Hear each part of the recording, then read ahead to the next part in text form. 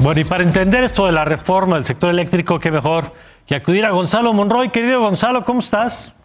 Mi querido Mario, muy buenos días. Ya sabes que te pedimos aquí lo que parece imposible, pero explícanos en poco tiempo qué significa esta reforma. A ver, ¿cuáles dirías tú que son los pilares de la propuesta que ha mandado el presidente al Congreso?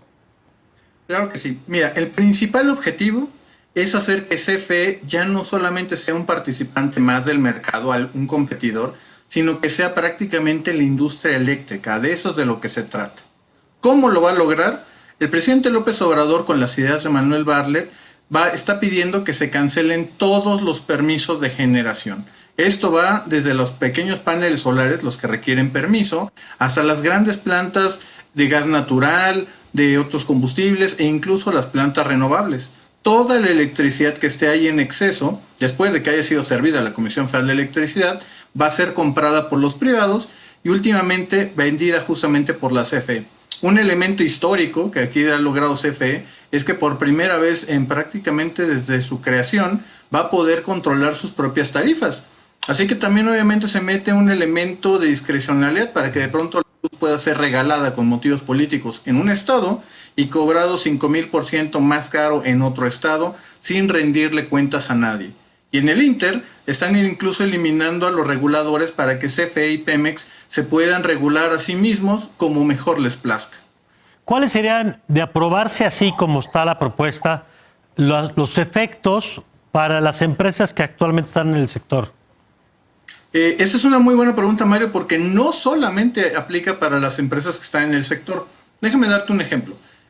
Hay una figura, la figura de autoabasto, sí, donde, por ejemplo, empresas que tengan la demanda pueden tener 1,000 tienditas o 10 fábricas o simplemente tienen 3 puntos importantes de consumo en el país, se pueden asociar con un privado. Se crea una sociedad de autoconsumo, una sociedad, una compañía. Sí. Y lo que hoy está diciendo Manuel Bartlett es que esas también tendrían que desaparecer y todo el consumo se lo tienen que comprar a Comisión Federal de Electricidad.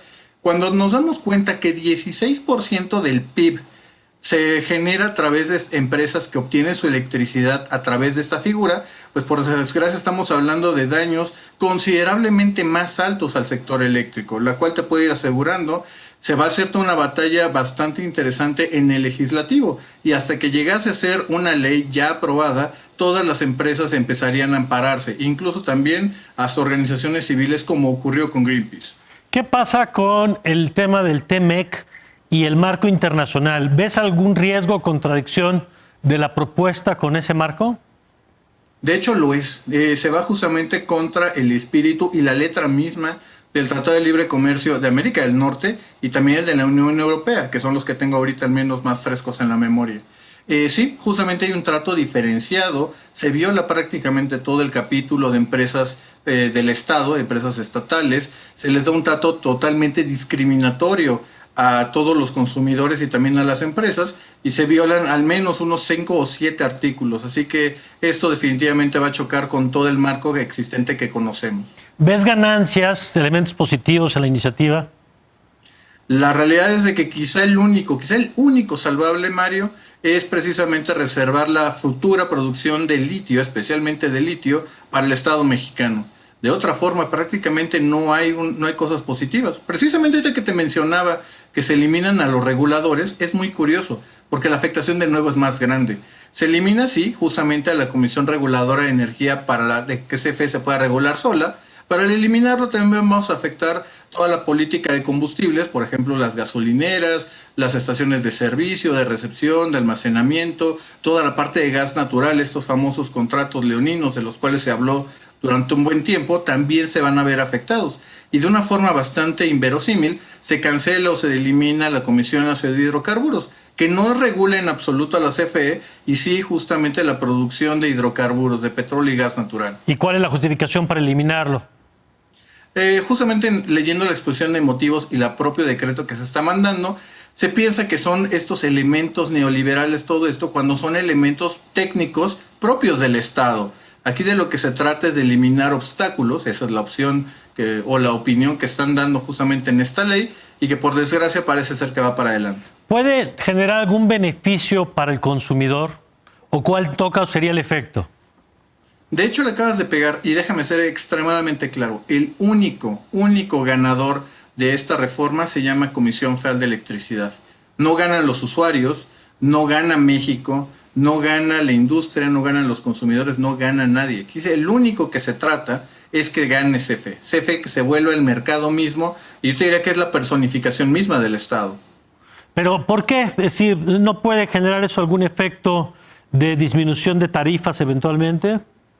No, qué bueno que tocamos ese punto, Mario, porque un elemento central, el corazón de todo esto, significa de que CFE despachará siempre todas sus plantas. Justamente hoy está en un 38% y eliminando toda su competencia puede alcanzar hasta un 55%. De ahí nace justamente eso que se ha hablado tanto, el 54 de CFE, 46 privado.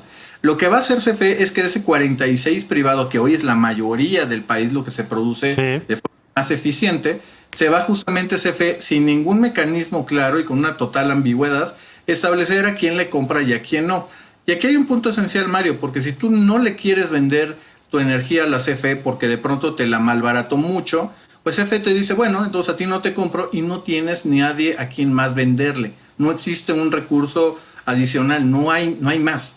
Así que en esto, por desgracia, de lo que se trata es justamente de subir los costos de los privados, pasar de un costo variable, que es el combustible, a subir a un costo total que incluya los costos fijos.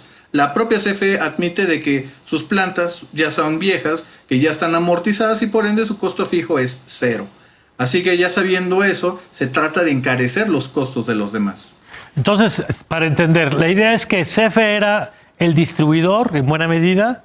Ahora no solamente es el distribuidor el que reparte la energía, sino es el que compra y primero va a consumir todo lo propio, con lo cual desplaza. ¿Qué va a pasar con estas empresas que hoy le vendían a CFE y que pues se van a quedar, por lo que entiendo con los porcentajes que nos das, pues ya no van a tener a quién venderle? ¿Qué va a pasar ahí en ese caso? Eso es exactamente lo que acabas de poner, eso es lo que se conoce como una expropiación indirecta. Porque aquí no ha habido ninguna violación de la ley de ninguna de esas empresas. De haber sido el caso, ya tendrían procesos administrativos e incluso penales. No hay ninguna empresa que esté en violación de esto. Esto es simplemente, y déjame ser aquí extremadamente claro, esta no es una reforma que elimina la reforma energética de la administración pasada.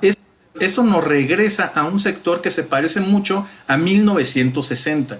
Esta iniciativa, la presentada apenas el día de ayer, bueno, el jueves presentada, en realidad de lo que se trata es de renacionalizar la industria eléctrica para que sea CFE el mayor dominante y el mercado mismo. Muy bien, bueno, pues ya entendemos un poco más del asunto. Gracias, Gonzalo. Claro que sí, Mario, te mando un abrazo a ti y a tu público. Gracias, igualmente. Gonzalo Monroy, nosotros vamos a un corte y regresamos, ya sabe, Marta Lamas, Mauricio Merino, aquí en la Agenda Pública.